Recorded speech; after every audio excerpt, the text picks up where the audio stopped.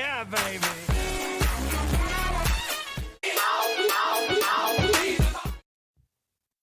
Hey, Jim. When I left you last time, I was working on this beautiful $200 Honda. And I had tried to start the car. Well, not start it. I mean, I know it won't start. I don't have the distributor rotor in place or anything like that. I just want to turn the engine over and hear what it sounds like and see if the starter motor works and all of that. So I hooked up this battery after charging it, and I turned the key, and the dashboard lit up. It lit up like you would expect the car to have all of the little test lights and all on. As soon as I rolled the key into the start position, everything went flat, except there was a very sickly sounding key in the ignition chime. But the rest of the dashboard was completely dark. So I'm thinking, bad ground. So I take a battery clip, a jumper wire, and I clip it onto my post here, my clamp, and then I find different places, and I'm trying the clamp here and there to try to create a good ground circuit. And nothing changed. I never heard the bell make any difference in sound or anything like that. So then I got out my trusty multimeter. Hold on. I have it set on the 20 volt setting here.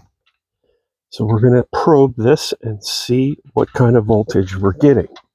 So I'm going to go center of the battery post,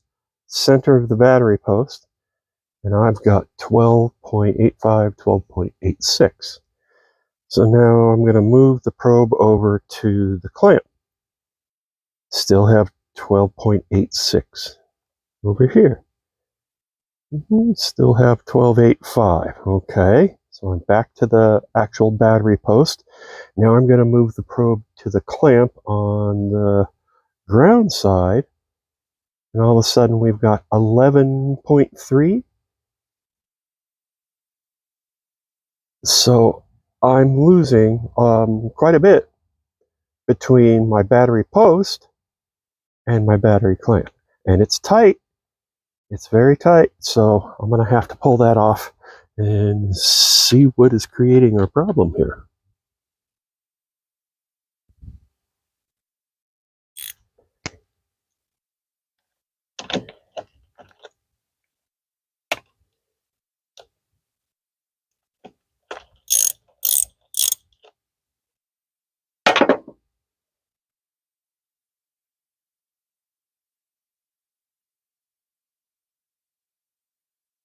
Okay, I think I'm going to just get a fine wire brush and just clean up the contact surface area here, maybe a little bit of fine sandpaper, and see if I can make a better contact.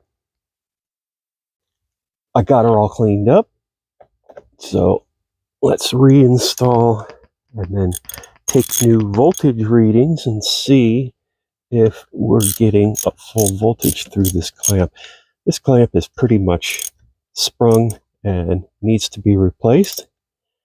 But for today, since we don't know if we want to do any real work on this car until we get the engine to kind of show us it might have some life still left, this will have to just do for today. Okay, let's see here. Let's see what we get. Okay, just to test here again. We have 12.86 and 12.86. 12.86. Okay, so our clamp is currently transmitting all of the voltage. So let's give her another try on the old dashboard. Yeah, the carpet's still pretty nasty looking. I've washed it and pressure washed it and suctioned everything out like 3 or 4 different times, and still needs some more work. But right now, let's see about this dashboard. Oh, where's the key? Okay. Key is in. Well, there's that beeper. Okay, there's all of our test lights showing that one door is ajar when in fact all four are. And let's give her a little bump. Oh.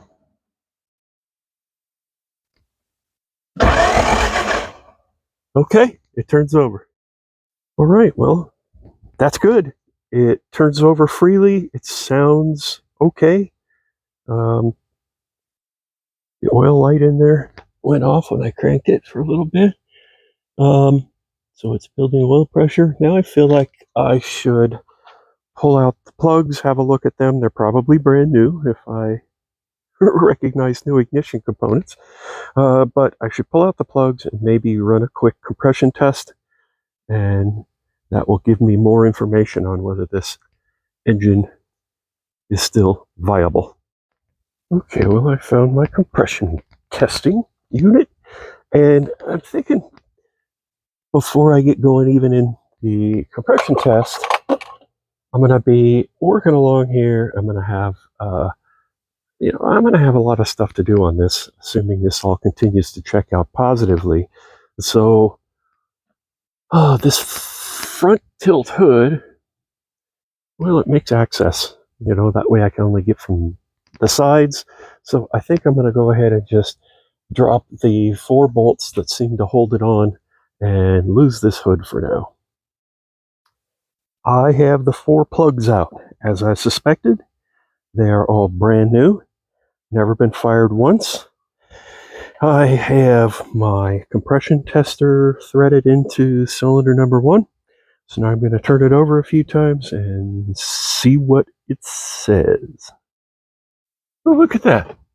Now it's telling me that the rear right-hand door is open and the trunk is open. So it's getting better.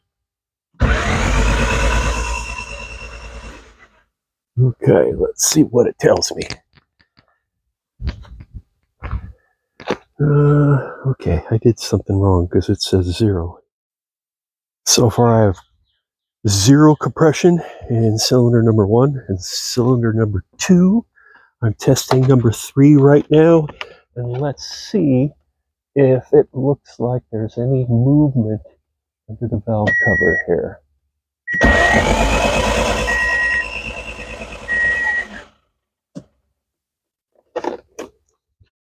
Nothing moving and 0 compression. So I'm going to say the timing belt, which I believe is under here, has let go.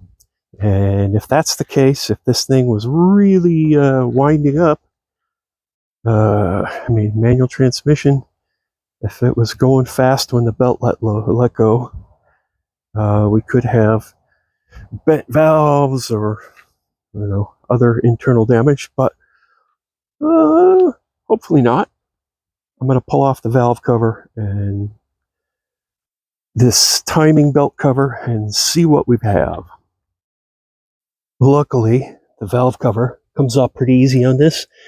It's 3 10mm cap nuts and some big washers, and you have to disconnect well, like it wasn't really connected on this car, but your PCV valve, and then it's just a matter of getting the old gasket loose. Drum roll. What are we going to find?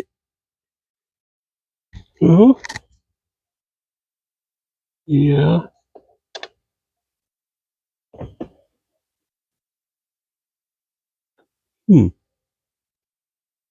I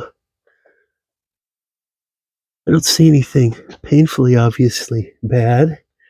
The timing belt appears to be there. The gasket making is a little rough, but I don't know. I see a belt right there. Right, so I'm pulling off the timing cover, and to do that, I had to remove the 2 bolts from here and from here, and they were 10mm.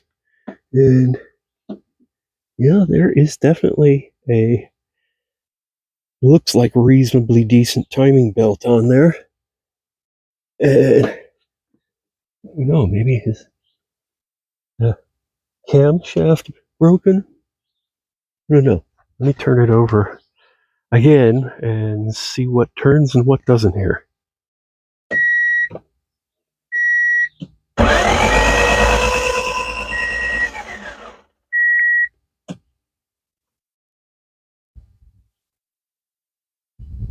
Okay, that's kind of crazy because all of my accessory belts all turn, but my timing belt and upper gear here do not.